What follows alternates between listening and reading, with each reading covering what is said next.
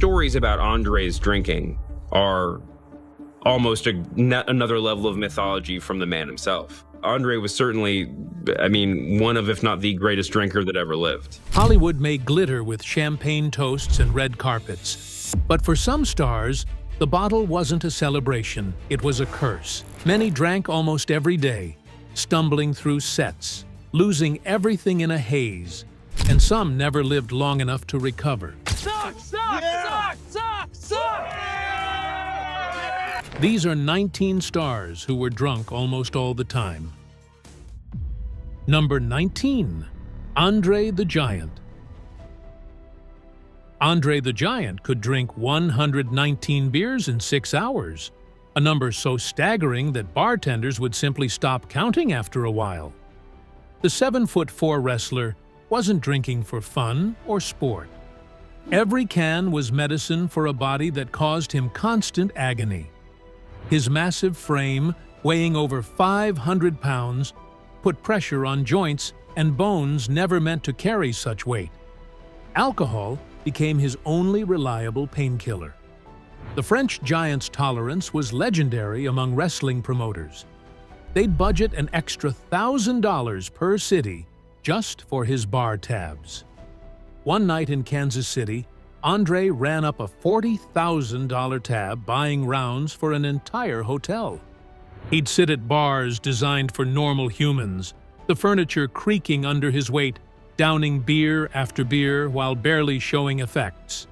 Ça se comprend, c'est une lavade. Wrestlers tell stories of Andre passing out in hotel lobbies because no amount of alcohol could fully numb his pain. Security guards couldn't move him. They'd simply drape a piano cover over him and let him sleep it off. His drinking wasn't just about physical pain. Andre knew his condition, acromegaly, meant he wouldn't see old age. Doctors had told him in his 20s that his heart would give out early. Every drink was borrowed time. He died in 1993 at 46, alone in a Paris hotel room, his heart finally unable to pump blood through his enormous body. Number 18. Mickey Rourke. Mickey Rourke had the kind of face that made Hollywood executives write blank checks. Then he decided to destroy it, one drink and one punch at a time. The handsome star of 9.5 Weeks traded his movie career for a boxing ring in 1991. But the real fight was happening inside whiskey bottles. He'd show up to boxing matches already drunk, taking punches that rearranged his face into something unrecognizable. The alcohol made him impossible to work with. Directors would find him passed out in his trailer at noon, empty bottles scattered around him. He burned through relationships, money, and second chances. By the late 90s, the man who once dated supermodels was living in a $500 a month apartment, his face a roadmap of bad decisions and worse plastic surgery. He'd drink himself unconscious most nights, waking up not remembering how he got home. His comeback role in The Wrestler in 2008 wasn't just acting. The broken-down fighter trying to reclaim past glory was essentially playing himself. Rourke would cry between takes, recognizing his own story in the script. Number 17. Robert Downey Jr. Robert Downey Jr.'s father thought it would be funny to pass his 8-year-old son a joint at a party. By the time Downey was 22, he was doing cocaine in the bathroom between Saturday Night Live sketches. He famously described his addiction as having a loaded gun in my mouth, and I like the taste of metal. That gun went off repeatedly throughout the 90s.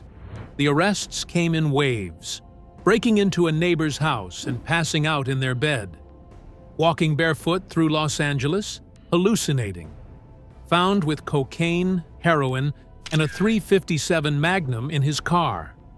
Each mugshot showed a man disappearing piece by piece. Producers fired him from Ally McBeal after he was found wandering hotel hallways in his underwear, too high to find his room. Insurance companies refused to cover him. His own friends wouldn't let him near their children. Prison saved his life. Not the first time, or the second, but the third. Something clicked in 2003.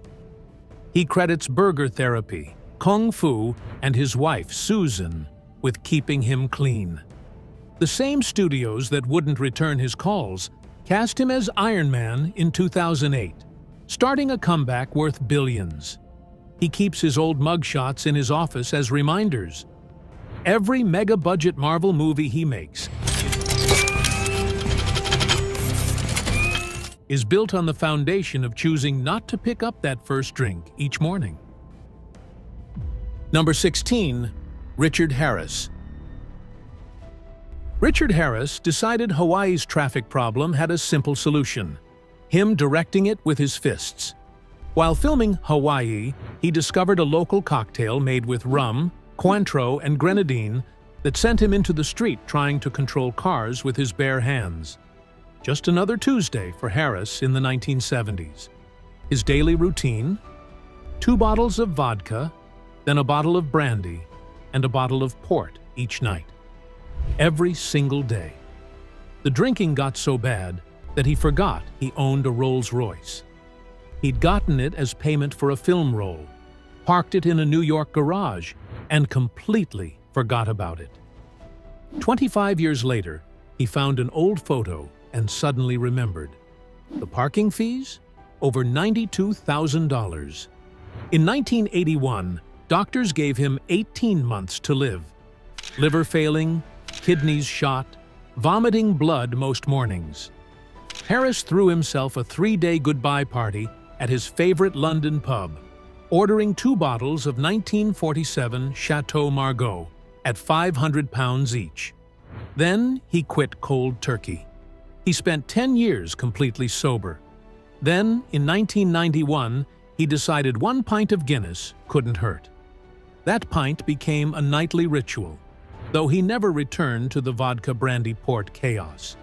He died in 2002 from Hodgkin's disease, surprisingly not liver failure. Number 15. Peter O'Toole. Peter O'Toole was a legendary drunk, even by Hollywood standards. One night, he and actor Peter Finch tried to order drinks after a bar closed. The owner refused to serve them, so they did what any reasonable drunk millionaires would do: wrote a check to buy the entire bar on the spot. But that wasn't even his craziest drinking story. O'Toole openly admitted he couldn't remember an entire decade of his life. The 60s? Completely gone. He remembered how it started and how it ended, but everything in between was a total blackout.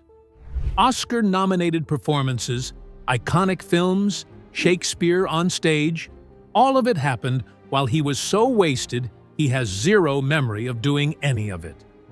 Directors figured out fast: film his scenes before noon or don't bother. During the ruling class, the studio built him a private bar on set just to keep him contained. Then they caught him on TV at a racetrack, whiskey in hand, 5 minutes after telling them he needed to rehearse in his trailer. Reality finally hit in the mid-70s. Doctors opened him up and found his stomach dissolving. The message was brutal: 1 more drink and you're dead.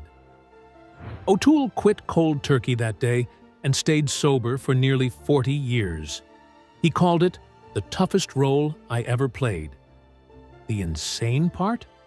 He made it to 81, outliving most of the doctors who'd written him off. Number 14. Anthony Hopkins. Anthony Hopkins woke up in another state with blood on his hands and no memory of the previous 2 days. It was 1975, and he'd driven from Los Angeles to Phoenix in a complete blackout. No idea what he'd done. He sat in his car for hours, waiting for police sirens that never came. That morning, he made a choice: quit drinking or end his life. There wasn't a third option. Hopkins had been drinking since he was 19, using alcohol to silence the voices telling him he wasn't good enough. By his 30s, he was downing 2 bottles of scotch a day. showing up to theater performances so wasted he'd improvise entire plays. Directors fired him repeatedly. His first wife left him.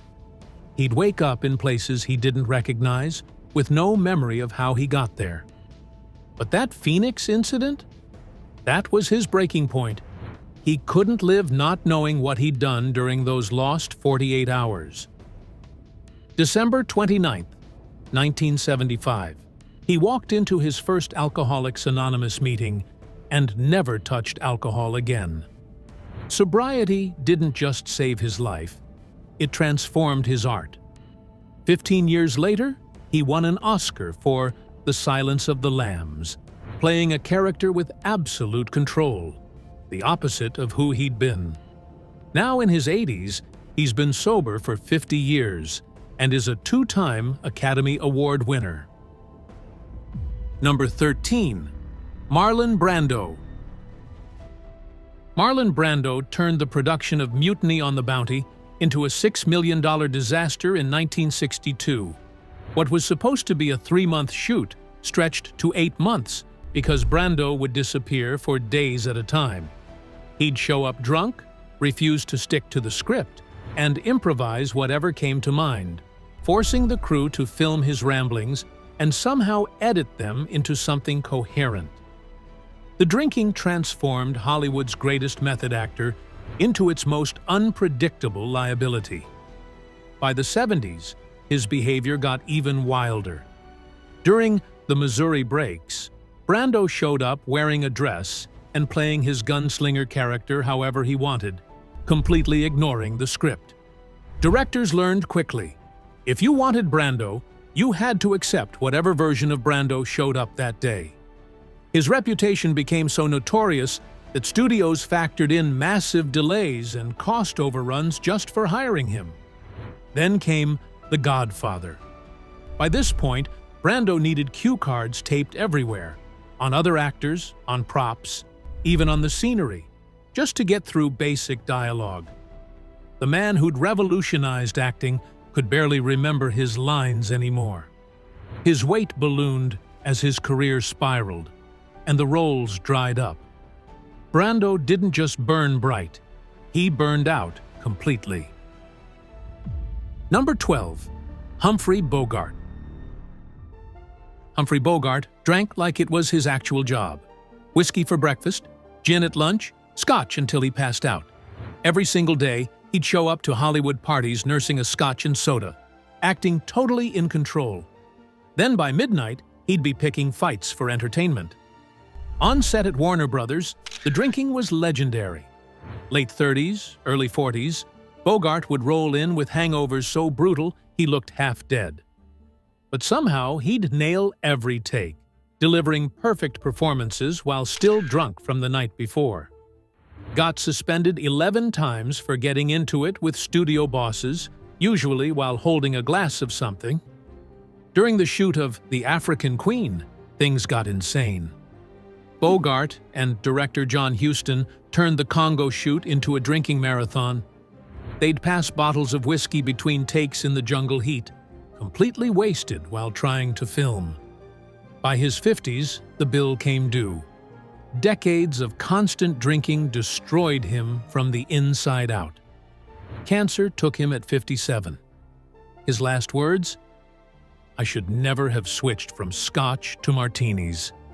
The man was literally dying and still thinking about his next drink. Number 11. Shia LaBeouf. Shia LaBeouf's father handed him a joint at 10 years old, teaching him that reality was something to escape. By the time he was the star of Transformers, he was escaping it constantly. The arrests started piling up like empty bottles. He disrupted a Broadway performance of Cabaret in 2014, smoking cigarettes in the theater and grabbing actor Alan Cummings' backside during the show. Security dragged him out while he screamed about being in the CIA. The incidents got progressively worse. In 2017, he went on a racist rant against a black officer while being arrested for public intoxication, all caught on body cam. He told the cop he was going to hell because of his skin color. The video went viral, destroying what was left of his reputation.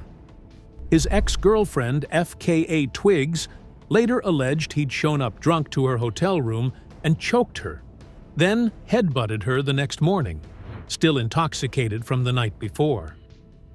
LaBeouf entered court-ordered rehab in 2017 and claims sobriety since. He's written a screenplay about his relationship with his father, trying to understand how that first joint led to so much destruction. Whether Hollywood will give him another chance remains uncertain. The town that loves comeback stories also has a long memory for racist rants and alleged violence. Number 10. John Barrymore.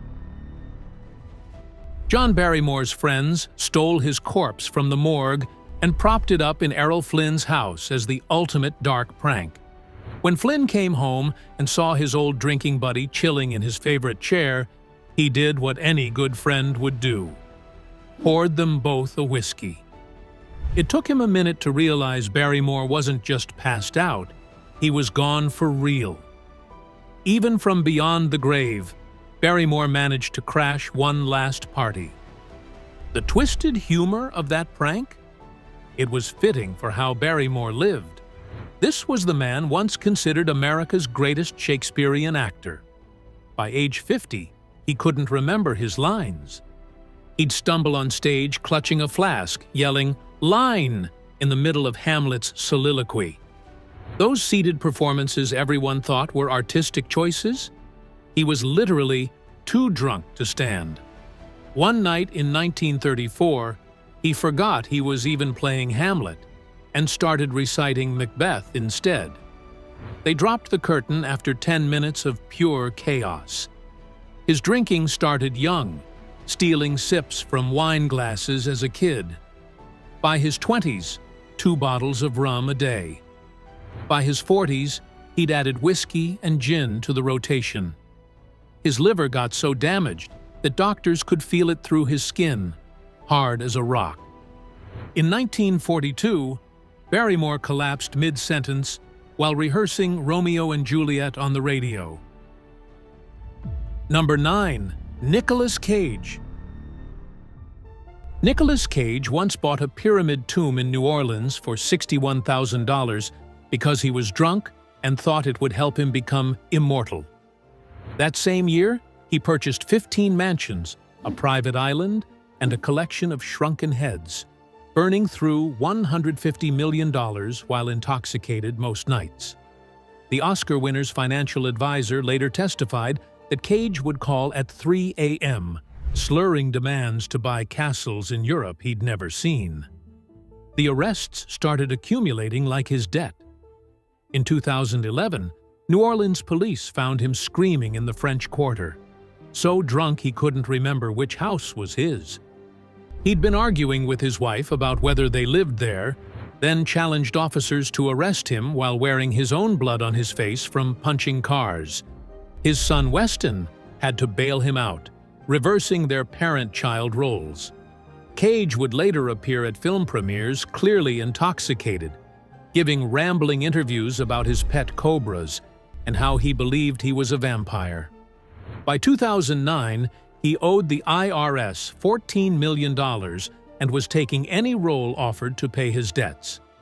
5 films a year, sometimes 6, most going straight to video. Directors reported he'd show up drunk, do one take, and leave. The man who once commanded $20 million per film was doing movies for $1 million, most of which went directly to creditors. Number 8. Oliver Reed. Oliver Reed won a drinking contest against 5 British Navy sailors, then died 2 hours later. The 61-year-old actor had consumed over 100 pints of beer at a Malta pub while filming Gladiator in 1999. After beating men 40 years younger, Reed arm-wrestled the bartender, won that too, then suddenly clutched his chest and collapsed. His final bar tab was $450, which he'd paid in advance, knowing how the night would end. Reed's entire life was preparation for that last drink. He'd turned drinking into performance art, once consuming 126 pints in a 24-hour period just to see if it was possible. His record stood until his death. Directors filmed him drunk because sober Oliver Reed was actually harder to work with. Anxiety made him violent, while alcohol made him manageable. Ridley Scott kept a bar in Reed's trailer during Gladiator, knowing it was the only way to get him on set. The production had to spend $3 million creating a digital Oliver Reed to finish his scenes. They used shadows, body doubles, and computer graphics to complete the film. Reed would have loved the irony. Even dead, he was still more profitable than most living actors. Number 7. Robin Williams. Robin Williams was doing cocaine with John Belushi the night before Belushi died. Williams left the Chateau Marmont at 3 a.m. on March 5, 1982, hours before his friend overdosed in the same bungalow. That morning changed everything. Williams quit cocaine immediately and stayed clean for 20 years, terrified he'd end up like his friend, another comedy genius destroyed by substances. The alcohol was harder to quit. Williams called it the slow knife, less dramatic than cocaine, but equally deadly. He'd drink alone after performances, trying to quiet the thousands of voices and characters in his head. His first wife said he became a different person when drunk. Mean, depressed, the opposite of the manic joy he showed the world. He'd wake up not remembering the cruel things he'd said, the furniture he'd broken. The guilt would drive him to drink again the next night. His 2003 relapse started innocently. One beer at a friend's house. Within a week, he was drinking a bottle of whiskey nightly. His family staged an intervention in 2006, and he went to rehab. But the real demon wasn't substances. It was the Lewy body dementia slowly destroying his brain. The disease caused hallucinations, paranoia, and depression that no amount of sobriety could fix.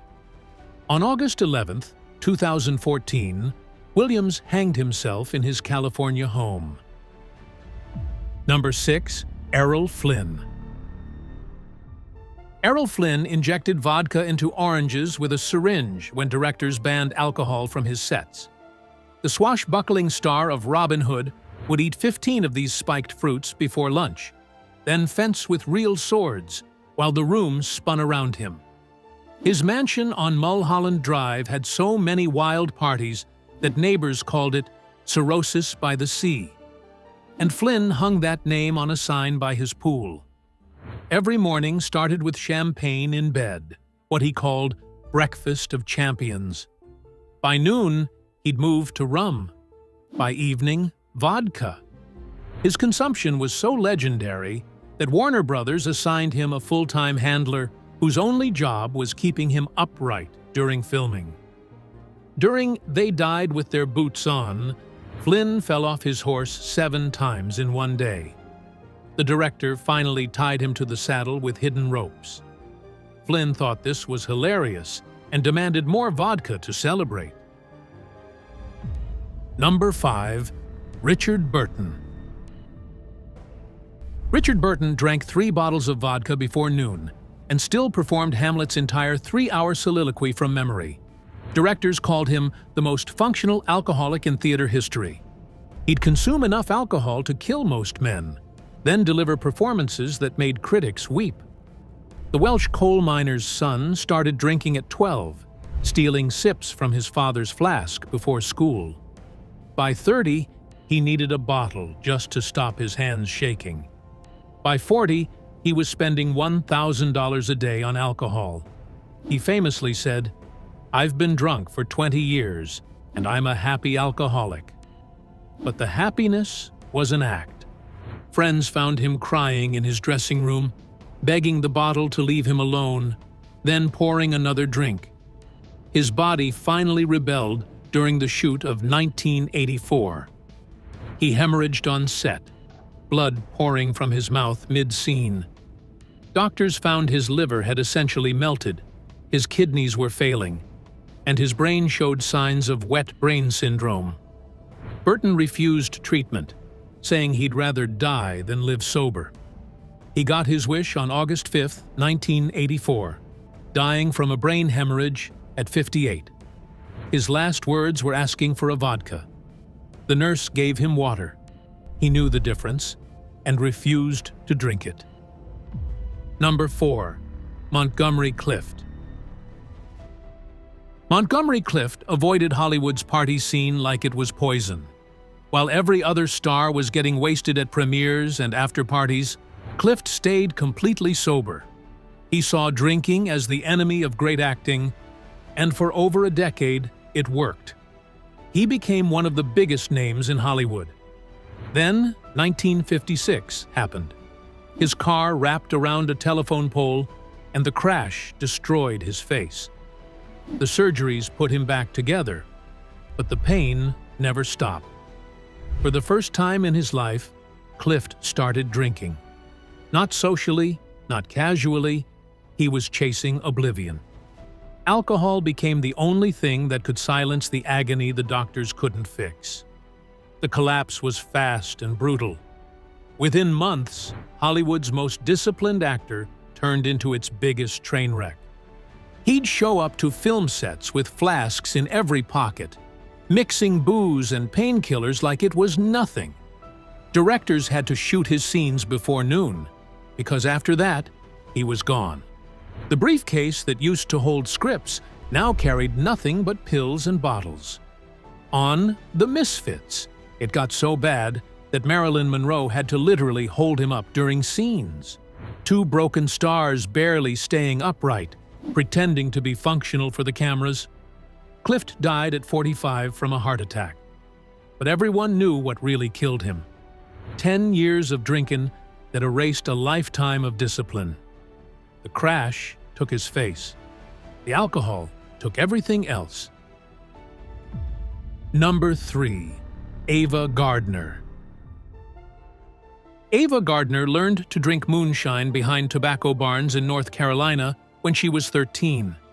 By the time she hit Hollywood, she could outdrink men twice her size, and did it wearing high heels and diamonds. The woman Frank Sinatra called the love of his life turned every night into a battlefield between bottles and broken hearts. Her drinking sessions were legendary demolitions. She'd start with champagne at lunch, move to martinis by 3, and finish with straight bourbon until dawn.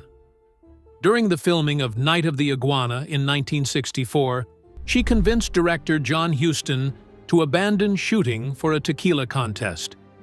They drank until both of them walked fully clothed into the Pacific Ocean, ruining thousands of dollars in costumes. The crew found them the next morning, passed out on the beach. The stories got worse as she aged. Guards at the Ritz in Madrid found her urinating in the lobby fountain at 3 in the morning. She threw a champagne bottle at a photographer, missing his head by inches. Her apartments were war zones of empty bottles and broken mirrors. She'd drink until she couldn't remember which husband she'd divorced or which lover she'd destroyed. Gardner died at 67, her once perfect face ravaged by decades of alcohol. Number 2. Michael Landon. Michael Landon played America's perfect father on Little House on the Prairie, while mixing vodka into his morning coffee at 6 a.m. The man millions trusted to teach their children values was secretly consuming 4 packs of cigarettes and a 5th of whiskey daily. His makeup artist would spray perfume on him between takes to mask the smell of alcohol seeping through his pores. The painkillers started after a horse riding accident in 1973. Landon discovered that Percodan mixed with scotch made him feel invincible. He'd direct episodes while so intoxicated that crew members would have to remind him what scene they were shooting. His wife, Lynn, found hidden bottles everywhere, behind books, in toilet tanks, buried in the yard. She'd pour them out, he'd buy more. The cycle repeated for 15 years. His body gave out at 54. The diagnosis was pancreatic cancer, but his liver was already failing. Doctors said the combination of alcohol, cigarettes, and pills had turned his organs into scar tissue. Near the end, Landon admitted to a nurse that he'd been drunk for most of his children's childhoods. They remembered a father who smelled like cologne and slurred bedtime stories. The wholesome patriarch of television died in 1991, 3 months after diagnosis. Number 1. Elizabeth Taylor. Elizabeth Taylor hurled a glass of champagne into Richard Burton's face at the Dorchester Hotel, then ordered another bottle and threw that too. Their relationship ran on alcohol the way cars run on gasoline. Remove it, and everything stopped working. They drink through breakfast, fight through lunch, make love through dinner, then start the cycle again. Burton called her Ocean because she could drink an ocean of vodka and still stand. Taylor's drinking started as medicine for back pain from a horse riding accident. 1 glass of whiskey became 2, then 10, then she stopped counting. By the time she met Burton on the Cleopatra set, she was hiding bottles in her wigs. Their first date lasted 48 hours and involved draining the bar at the Chateau de Madrid. After Burton died, Taylor finally faced her demons. She checked into Betty Ford in 1983, the first celebrity to publicly admit she needed help. She emerged 7 weeks later and became one of Hollywood's most powerful AIDS activists, using the same energy she'd put into drinking to raise millions for research. She stayed mostly sober for her last 20 years. That's all for today's Celebrity Drunk Stories. Don't miss the videos on screen now. They're just as crazy. Catch you in the next one.